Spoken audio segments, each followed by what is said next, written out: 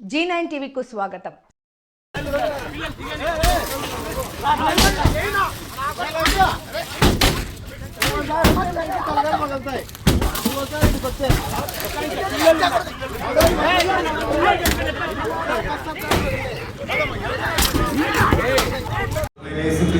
శ్రేష్టమైన నామంలో చేరవచ్చినటువంటి పాత్రికేయ మిత్రులకు, నాతోటి మైనార్టీ సోదరులకు, క్రిస్టియన్ మైనార్టీ సోదరులకు శ్రేష్టమైన నామంలో వందనములు. ఈరోజు ఈ ప్రెస్ మీట్ ముఖ్య ఉద్దేశం వచ్చేసి సాక్షాత్ ఆర్థిక శాఖ మంత్రి అయినటువంటి పయ్యావుల కేశవ్ గారి నియోజకవర్గమైనటువంటి గురవకొండలో కూడేరు గ్రామము, కొనగోడు గ్రామంలో క్రైస్తవులు శాంతియుతంగా ప్రకటించినటువంటి సువార్త పత్రికలు, ఆ తర్వాత పవిత్ర గ్రంథమైనటువంటి బైబిల్ పంచుతూ శాంతియుతంగా సువార్తను ప్రకటిస్తున్నారు. ఆ గ్రామంలో వాళ్ళు వెళ్ళిపోమన్నారు. వెళ్ళిపోయి బయలుదేరి వచ్చేటువంటి చివరి క్షణాలలో ఊరు బయటకు వచ్చిన తర్వాత వాటిపైన విచక్షణ రహితంగా వారు వెళ్ళేటువంటి వాహనాన్ని ధ్వంసం చేసి వారిని కూడా వాహనంలో నుంచి బయటికి లాగివేసి దగ్గర 5 లీటర్ల పెట్రోల్ వాటర్ బాటిల్స్ తీసుకెళ్లి వాహనం పైన చల్లి అక్కడ వాహనమును తర్వాత సువార్థికుల పైన చల్లి వాళ్ళని చంపడానికి ప్రయత్నం చేస్తుంటున్నారు. ఆ విషయంలో భాగంగా కూడేరుకి సంబంధించినటువంటి పోలీస్ స్టేషన్లో మేము కంప్లైంట్ ఇవ్వడానికి వెళితే నాన్ బెయిలబుల్ కేసులు సెక్షన్స్ పెట్టి కనీసం వాళ్ళని స్టేషన్కు కూడా పిలిపించకుండా వారికి బెయిల్ ఇచ్చి వెళ్ళినట్లుగా మాకు సమాచారం ఉన్నది. ఆ సెక్షన్స్ కూడా 191, 193, ఆ తర్వాత నాకు పెట్టారు. యాక్చువల్గా ఇది పెట్టాల్సింది 302 అటెంప్ట్ మర్డర్ కేసు పెట్టాలి. ఈ భారతదేశము లౌకిక దేశంగా పిలువబడుతుంది. రాజ్యాంగం మనకు కొన్ని హక్కులు కల్పించింది. సువార్త ఎవరు ఏ మతాన్నైనా కానీ ఇతరులకు ఇబ్బంది కలిగించకుండా ప్రకటించేటువంటి భావ స్వేచ్ఛ కలిగినటువంటి ఈ దేశం. అలాంటిది ఈ దేశంలో ఎవరు కూడా సువార్త ప్రకటించేదానికి లేదు, మేము దాడి చేస్తామని చెప్పేసి ఆ విధంగా ఇప్పుడున్నటువంటి కూటమి పెద్దలు నాయకులు అధికంగా ప్రవర్తిస్తున్నారు. మరి ఇదే గుండి నియోజకవర్గంలో రఘురామకృష్ణరాజు గారు ప్రాతినిధ్యం వహించినటువంటి ఆ నియోజకవర్గంలో దాదాపుగా 7 చర్చిలను కూల్చివేసి అక్కడ 7 మందిరాలు లేకుండా అక్కడ చేస్తున్నటువంటి దుర్మార్గమైనటువంటి చర్య. రఘురామకృష్ణరాజు గారు ఈరోజు డిప్యూటీ మేయర్గా ఉంటున్నారు, డిప్యూటీ స్పీకర్గా ఉంటున్నారు. ఆయనకి ఈ మీడియా ముఖంగా తెలియపరిచేది ఒకటే విషయం సార్, మీలాగా బ్యాంకుల్ని దోచేసి క్రైస్తవులు ఎవరు ఈ దేశాన్ని వదిలి పారిపోవాలని ట్రై చేయట్లేదు సార్, అది మీరు గుర్తించుకోండి. మీలాగా 1000 కోట్లు దోచేసి ఏ క్రైస్తవుడు దేశాన్ని వదిలిపెట్టి వెళ్ళట్లేదు. క్రైస్తవులు ఎంతసేపు ఉన్నా కానీ ఈ లోకానికి దేశానికి వచ్చినటువంటి విషయం ఏమంటే సువార్తను ప్రకటించడానికి వచ్చారు. హాస్పిటల్స్ని, తర్వాత ఎడ్యుకేషన్ని, విద్యను ఈ విధంగా పంచడానికి వచ్చారు. ఏ క్రైస్తవుడు మీలాగా ఉన్మాదపు చర్యలు బ్యాంకులు మోసం చేసి ఆ ధనాన్ని కాజేయాలని ఎవరు ప్రయత్నం చేయలేదు సార్. రఘురామకృష్ణరాజు గారు మీరు గమనించండి, సాక్షాత్తు అంబేద్కర్ గారి రాజ్యాంగ నిర్మాత ఆయన ఫోటోనే మీ ఉండి నియోజకవర్గంలో లేకుండా చేశారు. మీరు అది మీరే మీ విజ్ఞతగా వదిలేస్తున్నాం. మీరు కక్షపూరితమైనటువంటి రాజకీయాలు చేయొద్దండి. క్రైస్తవులు ఎంతసేపు ఉన్నా కానీ వృధావు సోమం కలిగిన వారు ప్రేమించేవారు. మాకు బైబిల్ తెలియపరుస్తుంది, మీరు శత్రువుని సైతం ప్రేమించండి, వారి గురించి ప్రార్థన చేయండి అనే మాకు బైబిల్ సెలవిస్తుంది సార్. కాబట్టి మీరు గమనించి ఇప్పటికైనా కానీ ఉండి నియోజకవర్గంలో పడగొట్టిన 7 మందిరాలు కట్టడానికి మీరు అనుమతి ఇప్పించండి. మీరు ఇలాగా మీరు ప్రజల్ని రెచ్చగొట్టే మాటలు మాట్లాడుతూ ఈరోజు మీరు మాట్లాడినటువంటి మాటలకు సేమ్ అదేవిధంగా కూడేరు మండలం కొరకొండ గ్రామంలో కూడా అలాగే జరుగుతుంది సార్. వీళ్ళు జై శ్రీరామ్ అనేటువంటి టీషర్ట్లు ధరించుకొని వచ్చి మరీ దాడులు చేస్తున్నారు. ఎంతవరకు నిజమో మీరు ఒకసారి గమనించండి సార్. ఇది లౌకిక రాజ్యం కాబట్టి కూటమి పెద్దలైన చంద్రబాబు నాయుడు గారికి ఈ విధంగా తెలియపరుస్తున్నాను. ఈ లౌకిక రాజ్యంలో ప్రతి ఒక్కరికి భావ స్వేచ్ఛ కలిగినటువంటి ఈ దేశంలో మేము సువార్తను ప్రకటించకూడదా? మేము అలాగా బలవంతంగా సువార్తను ప్రకటించి క్రీస్తు వైపును మళ్లించాలంటే ఈ రోజు మాకు దేశం మొత్తం మీద కనీసం 10% కూడా లేనటువంటి మా క్రైస్తవ లోకం అందరూ దేవుని క్రీస్తుని వెంబడిస్తున్నారే కానీ ఎవరు స్వీకరించి వాళ్ళ కులాలకు దూరంగా లేనటువంటి స్థితిలో ఉంటున్నారు. మన సనాతన ధర్మైనటువంటి పవన్ కళ్యాణ్ గారు ఎక్కడ పోయారు సార్? మీరు అదే హోమ్ మినిస్టర్ గారు ఎప్పుడు నేను నా శాండ్ బ్యాగ్లో బైబిల్ పెట్టుకుని తిరుగుతున్నానని చెప్పేసి మీరు గెలిచి ఎమ్మెల్యేగా పదవులు పొందుకొని మినిస్టర్గా పొందుకున్న మీరు కేవలం నాలుగు రాష్ట్రమే హోమ్ మినిస్టర్గా మీరు ఉంటున్నారా? మీరు ప్రజల్ని కాపాడుకోవడానికి లేదా అనితా మేడం గారు? మీరైనా గమనించండి. మీరు కూడా ఒక ఎస్సీ కుటుంబానికి చెందినటువంటి వాళ్ళు. మీరు అలాంటిది మీరు క్రైస్తవ పట్ల ఈ విధంగా దాడులు జరుగుతుంటే, హింసిస్తుంటే, కొడుతుంటే, మొన్న నర్సుని లోపల పెట్టి మీరు హింసించారు. ఇదేనా కూటమి ప్రభుత్వం పాలన అంటే? 3 పార్టీలు కలిసి ఒక మా జగన్మోహన్ రెడ్డి పైన దాడి చేసి, జగన్మోహన్ రెడ్డి గారు ఆయన తప్పుడు మేము మాట్లాడడానికి వస్తే జగన్మోహన్ రెడ్డి గారి పైన మేము క్రైస్తవుడు, అది హిందూ వ్యతిరేకి అని చెప్పేసి మీరు వాదిస్తున్నారు. జగన్మోహన్ రెడ్డి గారు ఒకటే ఇంటెన్షన్ ఇస్తున్నారండి. ఆయన 4 గోడల మధ్య బైబిల్ చదువుతాను, సమాజం బయటకు వస్తే నేను అన్ని మతాలని, ముస్లింని, క్రిస్టియన్ని, ఆ తర్వాత హిందువుని, సిక్కుని, అన్ని మతాలు నేను గౌరవిస్తానని చెప్పేసి జగన్మోహన్ రెడ్డి గారు ప్రకటిస్తున్నారు. మేము కూడా అదే విధంగా శాంతియుతంగానే మేము ముందుకెళ్తున్నాము. మేము దాడులు చేయాలనే ఉద్దేశం అయితే మాది కాదు. మీరు ఏదో ఒకటి దాడి చేసి మీరు అది పలుకు ఇది పలుకు అంటున్నారు. అది పలకమని మా జీవితంలో లేదు సార్. కాబట్టి మీరు దయచేసి రఘురామకృష్ణరాజు గారు మీకు ఇదే మేము తెలియపరుస్తున్నాం, అనితా మేడం గారు మీకు ఇదే తెలియపరుస్తున్నాం. ముఖ్యంగా చంద్రబాబు నాయుడు గారు ఈ గుంపునంతా వేసుకుని మీరు పరిపాలిస్తున్నారు కదా, ఏం ఉపయోగం? 40 సంవత్సరాలు ఇండస్ట్రీ అంటున్నారు మీరు. 40 సంవత్సరాల్లో మీరు పాలించేది ఇదేనా?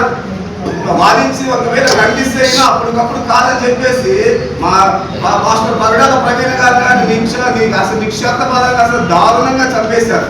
ఇంతవరకు దాని గురించి సంబంధించి ఏమని అడిగితే ఏం మాట్లాడేటువంటి స్థితులు లేవు. అంటే ఈ రాష్ట్రంలో మేము భావస్వచ్ఛ కలిగి మేము ఏం మాట్లాడే అర్హత లేదా? ఏ ఒక్కరు ఏం మాట్లాడినా కానీ కేసులు పెడుతున్నారు, కొడుతున్నారు, తిడుతున్నారు. అసలు మా పార్టీ వారు ఎంతగా పోల్చుకొని ఉంటున్నారు. మేము కూడా రివర్స్ అయితే అంటే మేము కొట్టుకొని చావాలని ఇప్పుడు మేము ఆర్ఎస్ఎస్ అని చెప్పేసి మీరు తలవార్లు పంచుతున్నారు. మేము తలవార్లు పంచడానికి కొరకొల గ్రామానికి వెళ్ళలేదు సార్. సువార్తను పంచడానికి, దీవగ్రంథమైన బైబుల్ ఉన్నటువంటి మంచి మాటలు ప్రకటించడానికే మేము కొరకొల గ్రామానికి వెళ్ళి అక్కడ బైబుల్ కరపత్రాలు పంచాము. అది కూడా వాళ్ళు వ్యతిరేకిస్తే మేము బయటకు వచ్చేటప్పటికి ఊరు బయట వచ్చి అటాక్ చేశారు. అక్కడ ఉన్నటువంటి సిఏ గారు అది మాకు తెలియదు, వాళ్ళు తాగిన వాళ్ళు, మీరు ఎలాగైతే వాళ్ళకి ఎదురుగా అని చెప్పేటువంటి మాటలు మాట్లాడుతున్నారు. సార్ ఇది మాకు కూడా, మేము కూడా ఇదే రాష్ట్రంలో ఉంటున్నాం, ఇదే దేశంలో ఉంటున్నాం, మాకు కూడా ఒకటే రాజ్యాంగమే కదా. మేము మాట్లాడడానికి మాకు అర్హత లేదని చెప్పేసి మీరు ఇలాగ దాడులు చేస్తే ఎలాగ సార్? కాబట్టి దయచేసి మీరు గమనించాల్సిన అనితా మేడం గారు, రఘురామకృష్ణరాజు గారు, సనాతనీతమైనటువంటి పవన్ కళ్యాణ్ గారు, ఒక్కసారి మీరు గమనించండి సార్. మీరు ఇదా మీకు చంద్రబాబు నాయుడు గారు మీకు నేర్పి మీకు ప్రజలపైన మీరు అన్ని ప్రజలపైకి మీరు పంపించి ప్రజలపైన దాడులు చేసుకుని ఒకరికొకరు కొట్టుకొని సామని చెప్తున్నారా? అది కాదు సార్. మీ వీలైతే మా జగన్మోహన్ రెడ్డి గారు పాలించిన పాలన కన్నా ది బెస్ట్ పాలనగా మీరు ముందుకు రండి. అంతేగాని నోరెత్తితే అనితా మేడం గారికి ఇచ్చినటువంటి home minister post Jaganmohan Reddy గారిని తిట్టడమే. రఘురామకృష్ణరాజు గారు ఆయన బ్యాంకులు ఎగరగొట్టిన డబ్బులు మర్చిపోయారు. కానీ ఆయన ఎంతసేపు ఉన్నా ఈ రోజు వారి ఫేస్బుక్ లో మాట్లాడుతున్నాడు. జగన్మోహన్ రెడ్డి గారు ఉన్నప్పుడు ఎన్నో మత స్వేచ్ఛ లేకుండా అసలు ఎన్నో మత కొల్లాహాలు సృష్టించారంట. ఆ తర్వాత ఆయన మత మార్పిడిని చేశారంట. జగన్మోహన్ రెడ్డి గారు మత మార్పిడి చేశారండి.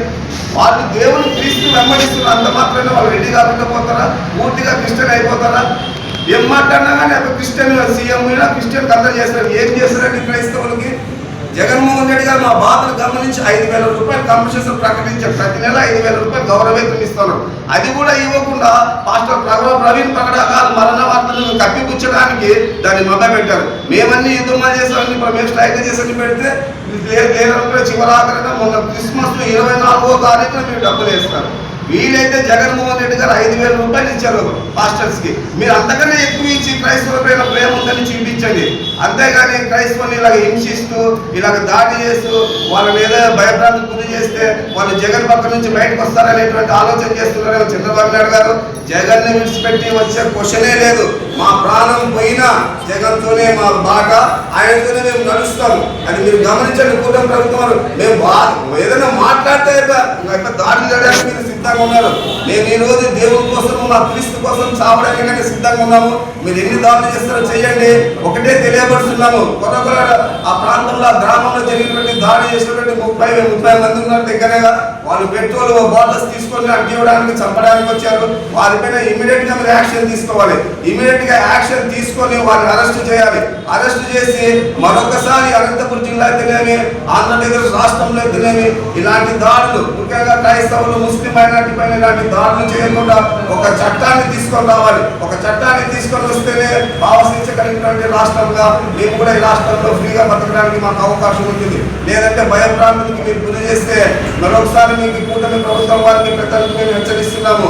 జగన్మోహన్ రెడ్డి గారిని విడిచిపెట్టి వచ్చే క్వశ్చనే లేదు. మీరు ఎన్ని భయభ్రాంతులు చేయండి. వీరికి మా పర్సనల్ గా మా మీద ఏమి దాడులు చేసినా మేము జగన్మోహన్ రెడ్డి ఇన్స్పెక్టర్ వచ్చే పరిస్థితి లేదు కనుక ఈ మీడియా ముఖంగా మీకు తెలియపరిచే విషయం ఏమంటే కూటమి పెద్దలకు దయచేసి మీరు ఇప్పుడైనా కానీ న్యాయంగా మీ విచక్షణ రహితంగా మీరు ప్రవర్తించబట్టి వారిపైన మీరు అరెస్ట్ వారెంట్ ఇష్యూ చేయండి, వారిని అరెస్ట్ చేయండి.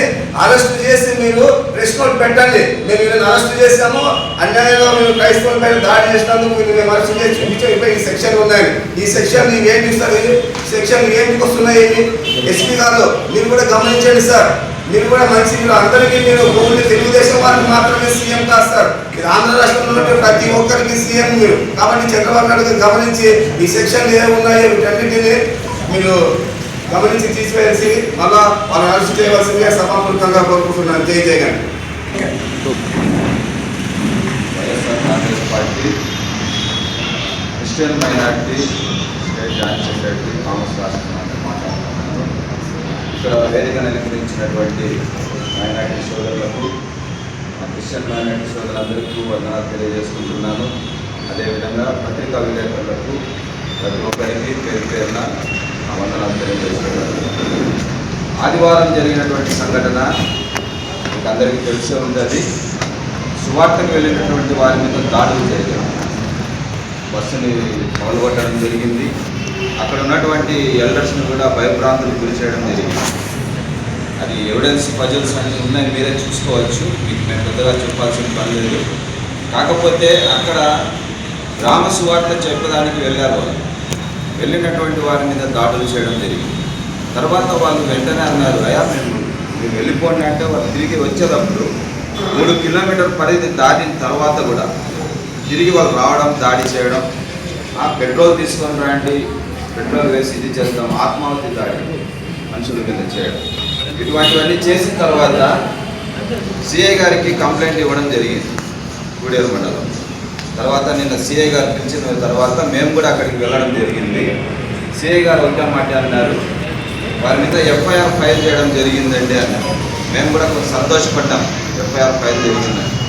నీరు కార్చే సెక్షన్లు, నీరు కార్చేటువంటి సెక్షన్లు పెట్టారు వాళ్ళు ఎఫ్ఐఆర్. మేము సంబరపడ్డాం, ఎఫ్ఐఆర్ ఫైల్ చేశారు, వారిని ఖచ్చితంగా అరెస్ట్ చేస్తారని కూడా మేము కూడా అనుకున్నాం. ఈ సెక్షన్ చూసిన తర్వాత ఈ సెక్షన్స్ ఎంత మాత్రము దానికి అంగీకరించలేదు కాబట్టి బలమైన సెక్షన్స్ పెట్టి వారికి ఖచ్చితంగా శిక్ష పడేలాగా చేయాలని వైఎస్ఆర్సీపీ క్రిస్టియన్ మైనారిటీ ఆధ్వర్యంలో డిమాండ్ చేస్తున్నాను. మాకు కేవలం మా డిమాండ్ 3 మేమేమడిగాం, మేము గ్రామ సువార్తకు వచ్చినప్పుడు మాకు ఎటువంటి ఆటంకం కలగకుండా చూడండి. అదేవిధంగా పాస్టర్స్ని దాడులను అరికట్టండి, సువార్తకు మార్గం సరళం చేయండి. ఎవరైనా కానీ సువార్తకు వెళ్ళినప్పుడు తీసుకెళ్ళినటువంటి వాహనాల మీద దాడి చేస్తే ఖచ్చితంగా నష్టపరిహారం కట్టించాలనేసి వైఎస్ఆర్ కాంగ్రెస్ పార్టీ క్రిస్టియన్ మైనారిటీ ఆధ్వర్యంలో సిఐ గారికి మా విన్నపం తెలియజేయడం జరిగింది.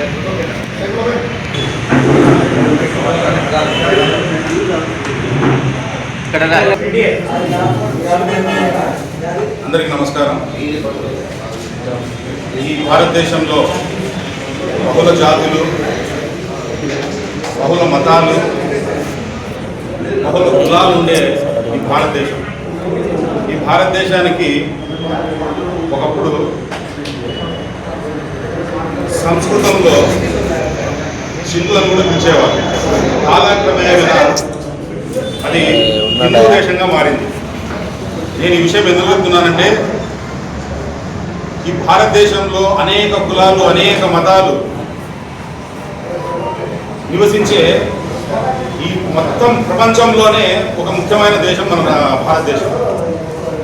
నిన్నటి రోజున కూడేరు దగ్గర జరిగిన సంఘటన చాలా శోచనీయం. మన అనంతపురం కోర్ట్ రోడ్లో ఉండే చర్చికి సంబంధించి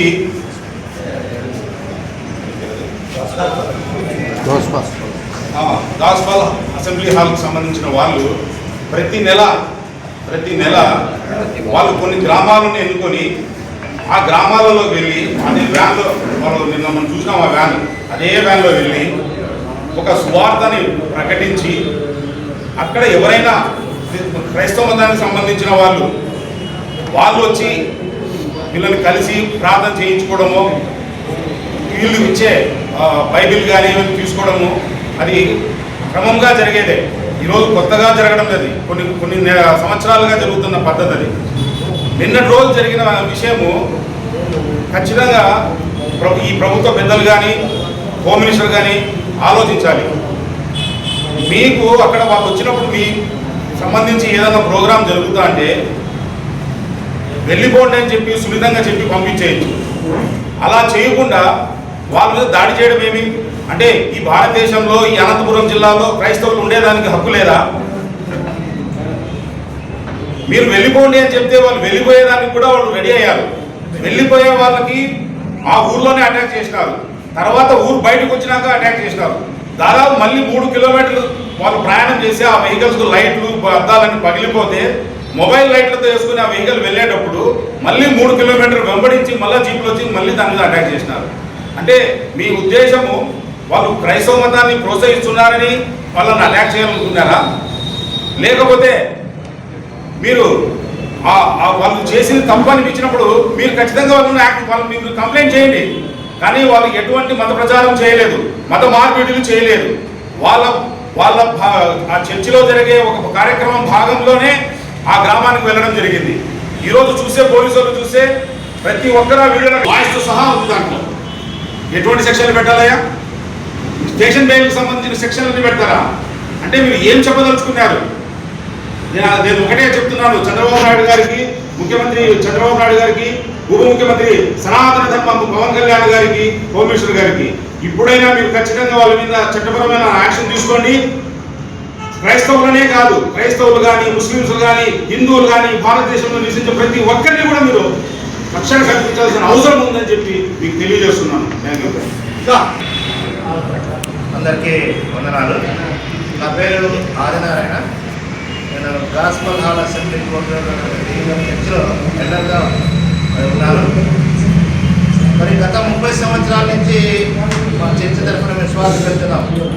నడుచుకుంటూ స్వార్థ చెప్పాము, సైకిల్లో వెళ్ళి స్వార్థ చెప్పాము, మోటార్ సైకిల్లో వెళ్ళి స్వార్థ చెప్పాము. ఇప్పుడు దేవుని కృపలో బస్సు ఇచ్చారు కాబట్టి బస్సులో వెళ్ళి స్వార్థ చెప్తున్నాం. ఈనాడు కాదు, గత మా పెద్దలు 50-60 ఏళ్ళ నుంచి ఉన్నటువంటి సంస్కృతి ఇది. ప్రతి ఆదివారం ఒక గ్రామాన్ని ఎన్నుకొని ఆ గ్రామానికి సువార్తకు వెళ్ళి రావడం ఆచారం. అలాగనే మేము కూడా ఆదివారం 4వ తేదీ కుడేరు మండలం కొరకోడు గ్రామానికి వెళ్ళాము. అక్కడ వాళ్ళు అబ్జెక్షన్ చెప్పారు. చెప్పిన వెంటనే మేము వెళ్ళిపోదామని చెప్పి తిరిగి వస్తుండగా దాదాపు 5 కిలోమీటర్ల దూరం వచ్చిన తర్వాత 40-50 మంది బండి వేసుకుని వచ్చి దౌర్జన్యంతో భయభ్రాంతులు గురి చేస్తూ మరి కట్టెలతో, కర్రలతో, రాళ్లతో దాడి చేసి అద్దాలు పాల్గొట్టి పెట్రోల్ పోస్తామని చెప్పేసి 3 పెట్రోల్ బాటలు కూడా తీసుకొని వచ్చారు. పెట్రోల్ తీసుకొని వచ్చారు. నేను అడ్డుకున్నాను. నా సెల్ ఫోన్ కూడా పెట్టుకున్నారు. అడ్డుకొని అయ్యా ఇప్పటి చేయదు మంచిది కాదని చెప్పినాక మా బైబిల్ అన్ని చేసి కాంటాక్ట్ ఇచ్చి బూత్ పుస్తకం అని చెప్పేసి చెప్పడం. ఈ విధంగా చిన్నపిల్లలు ఉన్నారు, ఏడుస్తున్నారు, భయప్రాంతం కూడా చేసి హెడ్లైట్స్ అని అద్దాలని టోటల్ పాల్గొంటారు. మన యాప్లిఫైర్ కూడా తీసుకొచ్చి కింద బండలతో బండలేసేసి చిత్తు చేసేసారు అనమాట, ఏం పనికి రాకుండా. ఇలాంటి దుర్ఘటన మా అనుభవంలో నాకున్నటువంటి ఇప్పుడు 67 సంవత్సరాలు నా వయసులో ఎక్కడా నేను ఇంతవరకు ఇటువంటి సంఘటన చూడలేదు. ఇది మొట్టమొదటిసారి మా చర్చ తరఫున కూడా ఎవరు కూడా ఇటువంటి సంఘటన చూడలేదు. మొట్టమొదటిసారి ఇలాగ జరిగింది. కాబట్టి దీనికి మరి అందరూ కూడా ప్రతి ఒక్కరూ పౌరులందరూ భారతదేశంలో ఉన్నాం కాబట్టి, లౌకిక రాజ్యం కాబట్టి మరి మత స్వేచ్ఛ, స్వాతంత్ర హక్కులు ఉన్నాయి. నేను మతం మార్చడానికి కాదు వెళ్ళేది, మంచి మార్గంలో నడిపించడానికి వెళ్తున్నాం. ఒక దొంగని దొంగతనం చేయొద్దు, త్రాగుబోతు చేయొద్దు, అయ్యా వ్యభిచారంగా తిరగదు, మంచి మార్గంలో ఉన్నది చెప్పడమే మా స్వార్థ అనమాట. అంతకుమించి వేరే బోధ మాది కాదు, మతం కాదు, మార్గం. ఒక మనసు మార్చడం, చెడ్డవాడిని మంచిగా మార్చడమే మా బోధ. అటువంటి బోధను అడ్డుకున్న కూడా మేము వస్తున్న కూడా ఈ విధంగా దౌర్జన్యం చేయడం చాలా బాధాకరము. మేమంతా భయపరాధులకు నేను మా ప్రాణాలు అరచేతుల్లో పెట్టుకొని వచ్చామన్నమాట. కాబట్టి దీనికి తగు న్యాయం చేయాలని పెద్దలందరినీ ఇక్కడ పత్రికా విలేకరులైతే, ఇక్కడ కూర్చున్న వేదిక మీద పెద్దలైతేనేమి, ప్రభుత్వాలు అయితేనేమి అందరినీ కోరుతూ మరి ఇటువంటి పరిస్థితి భవిష్యత్తులో రాకుండా చర్య తీసుకోవాలని చెప్పేసి మేమందరం కోరుతున్నాం. అందరికీ వందనాలు.